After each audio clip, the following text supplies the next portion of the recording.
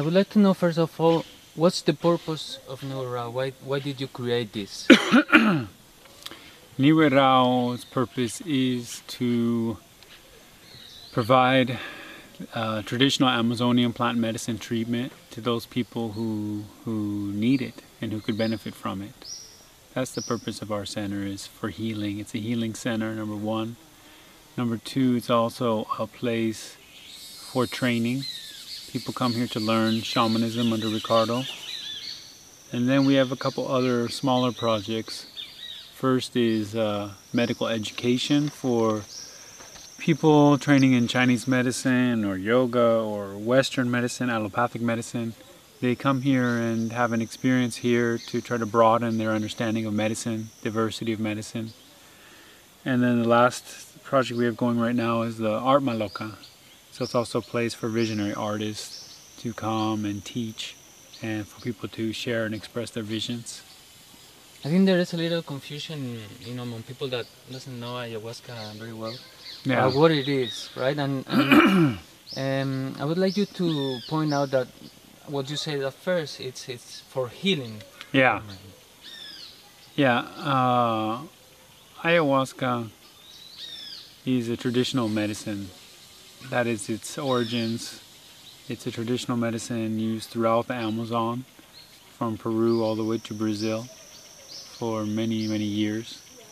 It is a plant tea, it's a tea made from two plants primarily. There's other ways to make it. And it's used in traditional healing ceremony under the guidance of shamans in the traditional context. So it does have hallucinogenic properties. The DMT is one of the components, so that people want to categorize it as a drug, because that's how the West sometimes describes hallucinogenic substances, although there's new ideas about that. However, to the traditional people here, that's offensive, because ayahuasca is a plant medicine that existed here before any pharmaceuticals ever arrived to the area. So they feel like the other things that come, those are drugs, the pills that are coming over here that do help. They're medicines, but they have a lot of side effects that can cause a lot of problems. So they're more leery of that. So it's primarily a medicine. There is abuse. There's people who don't know how to use it that are trying to use it. There's reckless use. There's irresponsible use. But there is also very responsible, legitimate use of ayahuasca within the tradition, and we are dedicated to that. Mm-hmm. You are saying that it is a medicine. In what way it's a medicine? What is their medical effects? Well, I mean, first from the traditional perspective, its primary purpose is spiritual healing, to promote spiritual healing.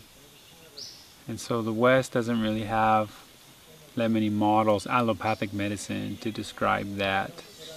So there are related forms of healing, which would be, psychological healing, emotional healing.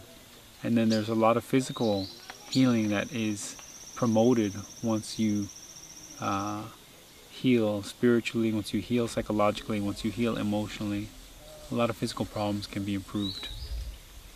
So you say that through psychological healing, you get your physical healed. Is that what you're meaning? I'm saying that is definitely a very real perspective that everyone, I think, knows that is true. That this may not be the answer to everything. It may not solve every problem, but it has a huge impact. There's a whole... It's a basic human reality that everyone is aware of that. But now it's an area that has more study in psychoneuroimmunology, psychoneuroendocrinology, the way that being depressed affects your immune system, the way that people who are depressed are more prone to certain illness, the way that stress creates disease, whether it's heart disease or makes you more prone to diabetes or even more prone to cancer, to overeating, to all those related problems. to addiction of different forms of things that are not healthy, whether it be drugs or alcohol or other vices. So those are a couple examples, you know, of how psycho-emotional healing leads to a lot of physical improvement. What kind of cases have you had here? What kind of diseases or Yeah. sicknesses do you treat usually of people coming from the West that they find relief here? The main problems that we see a lot of, that we have a lot of success with, is anxiety, depression, history of emotional trauma and abuse, history of sexual abuse, history of alcohol, drug problems, childhood neglect, you know, severe stress like war or rape. Also, we have had some success with, you know, then some psychosomatic, you know, pain. People whose pain, body pains and problems are related to their psycho-emotional problems, back pains and knee pains, all kinds of things. Also, we've had some success with some autoimmune disease. It's also related to psycho-emotional stuff. For example, multiple sclerosis. Had one case that we were associated with that had a huge improvement. One case that did not improve so much, maybe it was more advanced or it was a different kind. But that person still got significant emotional healing. Had some improvement, at least for a period of months, with ankylosing spondylitis, another autoimmune disease in the back. We've seen improvements with a lot of inflammatory bowel disease, like ulcerative colitis. So all these are diseases related to the limbic system. Is that right? Can you explain me that? I think yes, that they are related to the limbic system in the sense that, so the limbic system is kind of a, you know, a layer of our brain that is, or it's a category. It's maybe not a perfect description, but there's some structures in the brain that are referred to by many people as the limbic system, which in the mammals and in the human, you know, it's very developed and is very involved in emotional processing and social processing and a few other things. And it's also deeply connected to the autonomic nervous system. Okay, that the autonomics are rooted there to some degree, and that's what is going out to control all our involuntary functions, our subconscious bodily functions, like our digestion, like our emotional expression, you know, our tears, our sweating, our laughter, all of those things. And so it's intimately, those autonomic responses, those stress responses are intimately connected to emotion. So in other words, the fight or flight response, that's our response to fear. You know, the way anger takes over our body, the way sadness takes over our body. And so that system is also deeply connected to the immune system. The function of the immune system is very much connected to the autonomic nervous system, connected to the emotional system and the limbic system. And so then that system is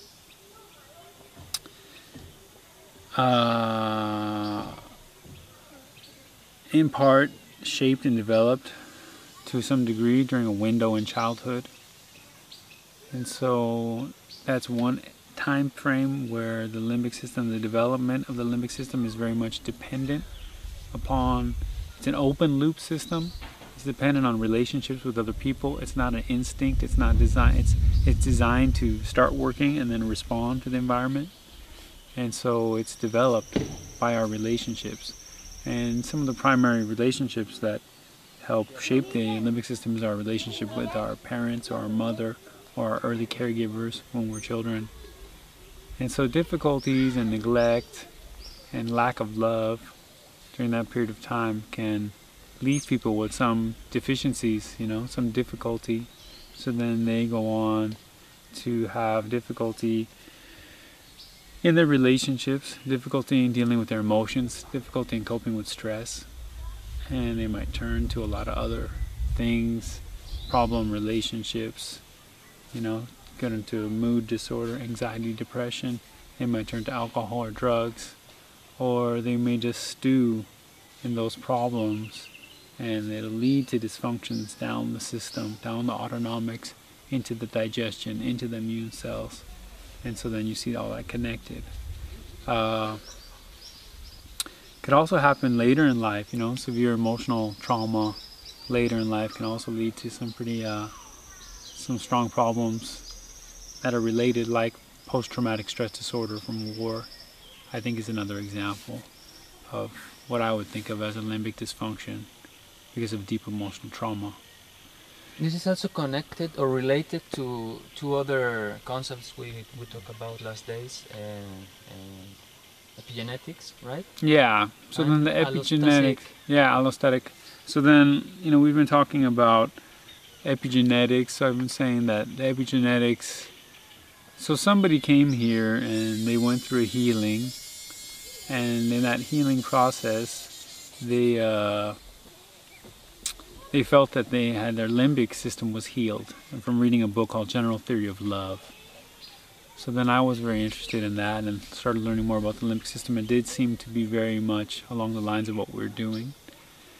And then I was trying to relate that to what the shamans are doing here, what they say we're doing for people.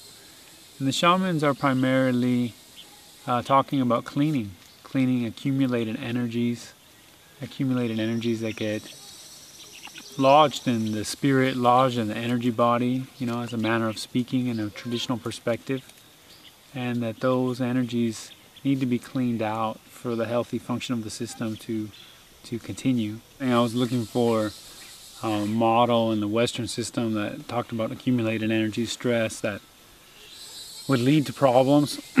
So then there is this concept of allostatic load, which is your allostasis is kind of like your response to change, to stress. And so then as you become stressed over and over again, or stressed in different ways, or stressed in ways you can't cope with, the system, your stress response system, begins to adapt to try to prepare itself to deal with more of that. And if it adapts too much to deal with that and doesn't come back to center, doesn't come back to a balanced system, then you end up off, you know. So then they use examples of things that would be related to allostatic load, to accumulated stress damage, would be like chronic fatigue syndrome, fibromyalgia, migraine headaches, depression, you know, anxiety. All the same kinds of problems that we seem to see here. I didn't mention it, but a lot of people come from migraines, a lot of chronic fatigue syndrome, fibromyalgia. We get a lot of results treating people spiritually for those problems. So, so then now there's, you know, ways to measure this allostatic load, the disruptions in certain hormones, cortisol, disruptions in adrenaline levels in the body, stress-related stuff, inflammatory markers of the immune system. And so then I was wondering, I wonder where, there's probably a lot of ways that those emotional traumas get marked into our body and stress our body out.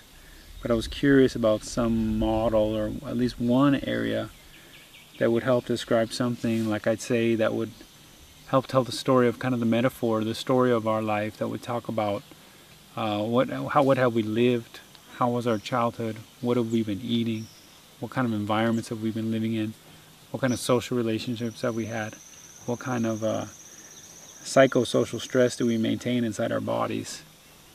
And then there is this concept of epigenetics, you know, that is a place in the body. What it is there's the DNA strand, the sequence, the genetic code.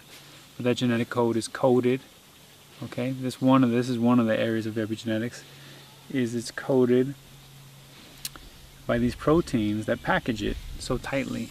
So for that genetic code to be exposed to the cell, to the rest of everything, so that it can be expressed, the packaging has to open. And that packaging, the opening and closing of that packaging, as a simple example, is affected very much by certain molecules that mark that protein. For example, one example is these little,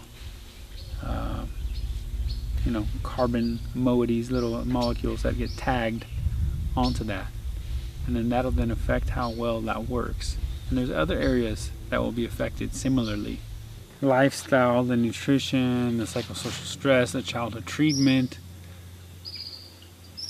all those things. You can show how the epigenetics is very sensitive to those things that occur over the lifespan, and that gene expression will be affected by things that happen in the lifespan, not just by its own code determining from birth everything. There's a lot that will be altered over the course of the life depending on how that person's lived, how that person has been treated, how that person thinks. And so the epigenetics was kind of an interesting target for me. So I started to explore, autoimmune diseases, epigenetic play a role, yes. All these skin disorders, we saw great results with psoriasis. Here, I forgot to mention that, autoimmune skin problems, psoriasis, different kinds of eczema. So yeah, in those problems you see epigenetic shift, And a few other ones. I still have to do a lot more research, but then I looked into the childhood trauma issue, and there's the monkey studies where they kind of try to create situations where the babies are neglected. They were able to show that the babies that are neglected, they end up with lifelong problems with coping with stress, emotional problems, relating to the other monkeys. And so they tried to review and say what was some difference they could find between the monkeys that were raised in a more healthy family and the monkeys that were treated this way. And they showed that they had epigenetic differences in their prefrontal cortex, which is a part of the brain that is very associated with the limbic system and involved in processing emotions and emotional responses. And so that was very interesting to me, that then there you see the epigenetics be kind of a mark of that difference between the two. But the interesting thing about epigenetics is that epigenetics can be reversed, whereas the genetic code is not really changeable, under normal circumstances.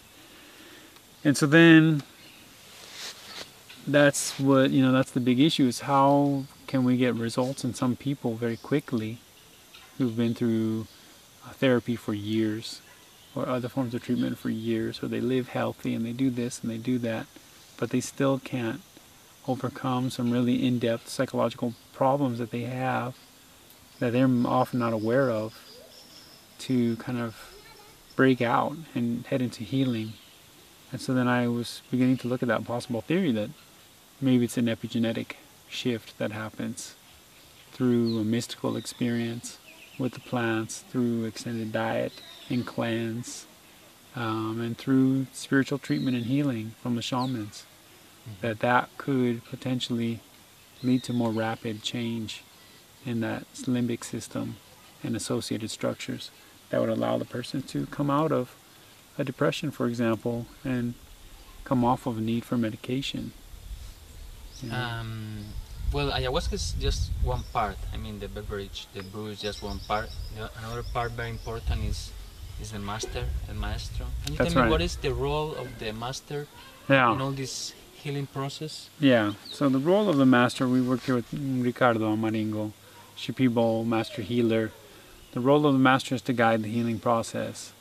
So first, when people come, they're going to be placed onto a traditional healing diet, a form of cleanse, a form of purification. They're going to be in retreat in the forest, to reconnect to nature and calm themselves. They're going to spend a lot of time reflecting, allowing themselves to go through what they need to go through.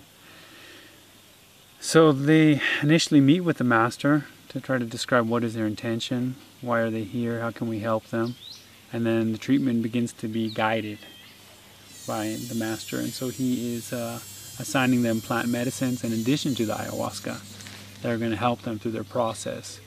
This can be it's just part of the broader traditional Amazonian plant medicine tradition, plants that are going to promote healing spiritually, promote physical healing, promote emotional healing. Plants that can be taken by mouth, plants that be taken in a bath, plants that are taken in a steam treatment, plants that are taken in a poultice and a topical treatment. So that's going on. Then we go into the ceremony. So then the ceremony is then guided by the master and his assistants. The shamans guide the healing process with ikaros, with mystical healing songs. And those mystical healing songs guide people's experience in the ayahuasca. They help them to navigate that experience in the ayahuasca. And that's very commonly experienced by the people that come here. They realize, oh my God, I thought it was going to be about the ayahuasca. I thought it was going to be about this. It's about the songs. And that's really what it is. You know, the ayahuasca is a huge part of it, but what the master is going to bring to it, that tradition, is channeling those songs to help assist people in their healing. We don't have a good parallel for that in the West, but that is a huge part of what goes on. And so then the songs are directed at what the person's problems are based on the intentional conversation, and then we have conversations after the ceremony, just like a doctor doing rounds, checking in with people. How are you doing? How's your process going? What happened in the ceremony? They need help with this. So now the master is going to help them further. And there are energetic things that people can resolve on their own, you know, but there are energetic things that perhaps you need the help of a shaman to really overcome. And so then they're going to help facilitate that. And so they oversee the healing process, they guide the healing process, and they act as the healer in that same way of actually focusing treatment to help people get through certain problems. But let's go back to the songs, because you didn't explain where do songs come from? How do the master get the songs in this tradition? There's different kinds of ikaros in the Amazon, I think. In this tradition, the Shipibo tradition, the songs are from dieting with the plants. So extended, restrictive diets, and in retreats, you know, no sex, no alcohol, no drugs, no, in this tradition, no red meat, no pork, no dairy, no chili, no greasy food, no salt, all that stuff. So you diet that way in a purification. Then you take master plants. You take plants that are regarded as master plants because they've been recognized in the tradition to be teachers. That if you diet these plants for an extended period of time, that plant, the spirit of that plant will come to you and will teach you how to sing the songs. And that is the tradition. That is where the songs come from the diets. All right. There's a very important difference between this kind of medicine and the Western medicine. And well, there are many, of course, but one of them is the personal care, right? Or the personal attention. I would like you to reflect about that. Yeah. Well, I think that there's different models in the Western, you know, approach. But right now in the United States, me as a doctor, you know, perhaps maybe in general, I have about 15 minutes with somebody or less or a little bit more. So 15 minutes, you know, maybe every month or every 3 months or maybe once a week for a little while. You can only really achieve so much, you know, in getting to know somebody and connecting with them. Psychologists are providing therapy. It's a little bit more involved, a little more personal. But in psychiatry, maybe they're relying more on medication and less on therapy at this point, typically. And so, as far as getting really into things with somebody, there's a big difference between being in a retreat, treating somebody in a retreat where they stay here, where you live with them, and you spend the time to get to know them, and you go through the period of the diet with them, and you go through the ceremony with them, and you talk about the ceremony with them, and you have a community of people going through the same thing.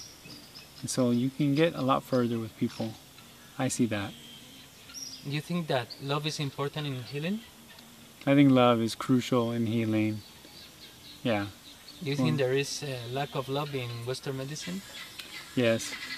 There's lack of love in Western medicine. There's a disregard for the importance of love in human life and in health. And do you think the problems that people that come here present are problems of love? I mean, you could be said that way. It's definitely related to a lack of love in a very large degree, yes. Is this kind of healing, we are used to a kind of healing in Western societies that are taking pills. No effort at all. Right. Is this kind of healing similar to that? No. So that's a big difference. Traditional healing all over the world, every tradition as far as that I'm familiar with, or that's my idea at least, is the patient has a personal responsibility in their health care. And if they don't follow through with that, if they don't do the diet correctly, if they don't push themselves here, then the shamans are not worried about them. Forget them, you know. They're going to come here, they're not going to do their part, not even put one piece of their part. And then they're going to leave and say, oh, they didn't help me, they don't know how to help me. Shamans don't care at all about an individual like that. It's not our concern. It's the person has to do their part. And in Western medicine right now, in the United States at least, that's not the understanding. So you have a lot of people who don't want to do anything to change. Have you seen people here having a real hard time and overcoming their problems? Yes, many people. It's difficult. This process is difficult. It's not for everybody. This ayahuasca and this kind of treatment, you know, a lot of people, you have to be ready to do it. We just had it happen last week.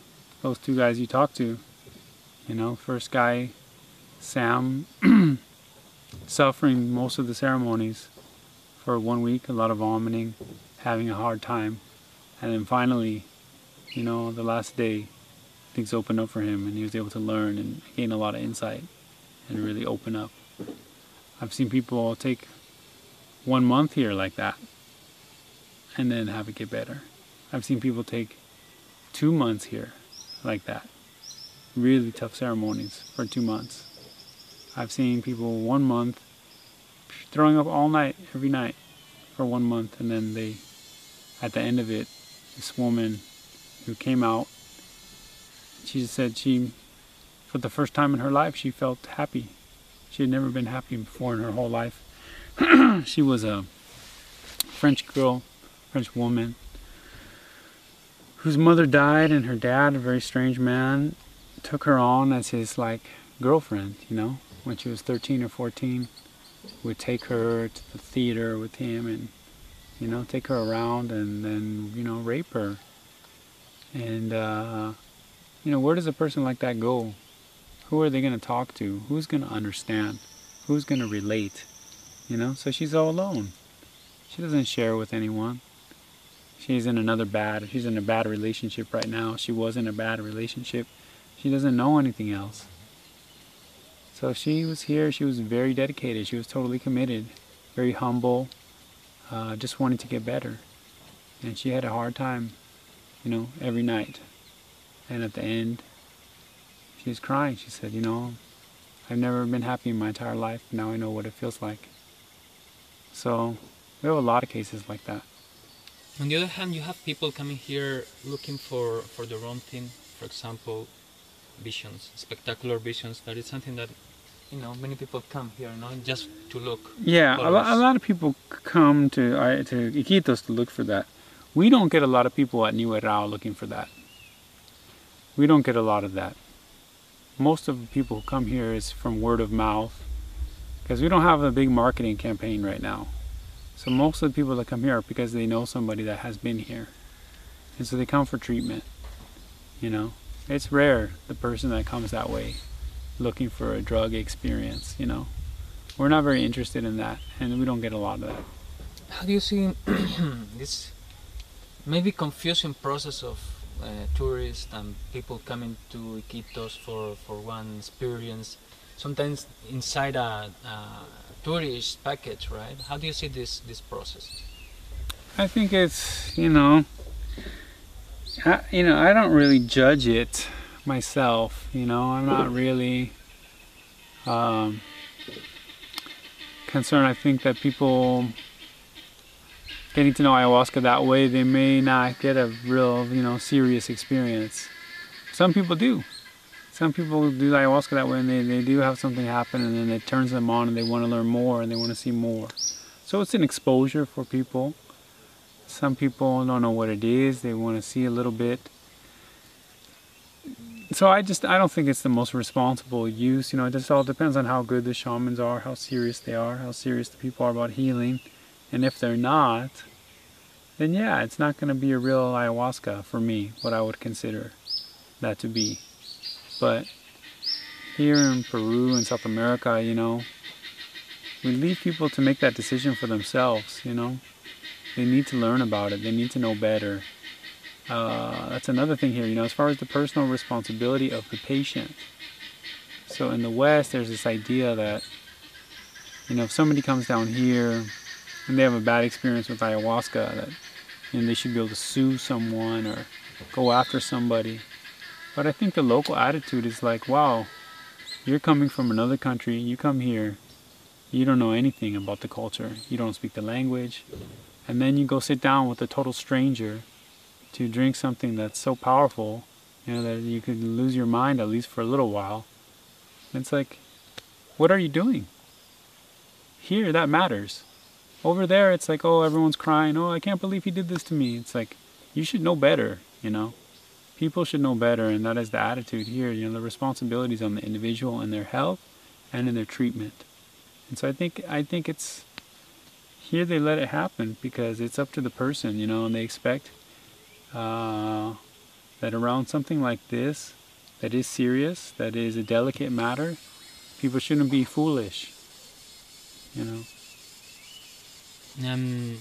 Another important theme issue, that is discussed is money and ayahuasca and spiritual healing. What do you think about this? I think that a lot of people have their opinions about, oh, they should never charge for that medicine, for the plant medicine, that's the real medicine is for free, or I don't know, that's their idea, that's their, I guess for me it's their fantasy, There are a lot of cheap places you can drink ayahuasca with old traditional people, they have less economic needs. Here right now we're charging foreigners $100 a day to stay here. French guy wrote us the other day, asked us the price, we told him $100 a day, and he had a whole, page of insults.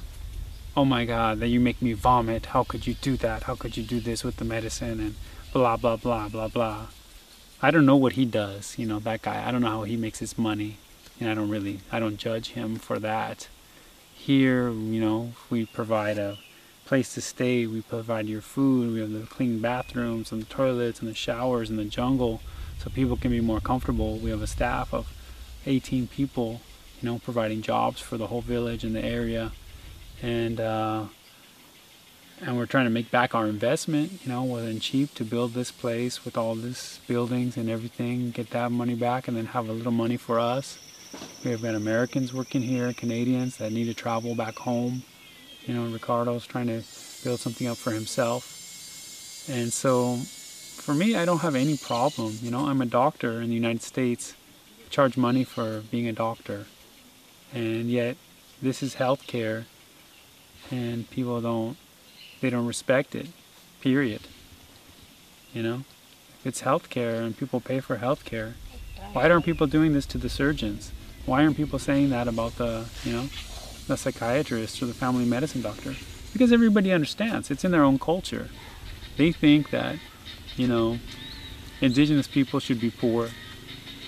That's their proper place. That's my, at the end of the day, part of me, I try not to get carried away with this, but I've said it before at another conference, it's just a racist thinking, for me, that these people don't want that. My partner is a Shipibo shaman. We're doing it with him. He's the one that wants to have this big center and do all this. And he's a Shipibo, People say he's confused or maybe he's been infected with capitalism or what. It's like he just wants a better life, He's from a very poor background, very with no resources, his whole childhood, his whole life. And now he wants to provide something for his children. For me, it's normal. People are very grateful here. They feel like their money's well spent. You know, how many thousands of dollars does so many people spend on this and that and therapy and doctors and this and all that and medication. And here they come for 2 weeks, you know, $1,400. Some of them are, you know, problems are so much easier for them in their life. And I would like a final reflection about ayahuasca. What's that been for you? For me, final reflection on ayahuasca. Ayahuasca has been an opportunity to connect to a traditional medicine path here in South America. An opportunity to show the world what South America has to offer, you know, beyond, my friends from Colombia, you know, beyond cocaine and all the other ideas people have about us, to show that there is a rich medicine tradition here, and that the Amazon itself is a rich source of medicine for the world, and nature itself is a rich source of medicine for the world. So we need to protect it, we need to work with it. So now we are allies with the plants. And so for me, I've learned that. I've learned to like develop an alliance with nature and use that to help people. And it's very rewarding, and it's very positive. Muy bien. Yeah. Estupendo.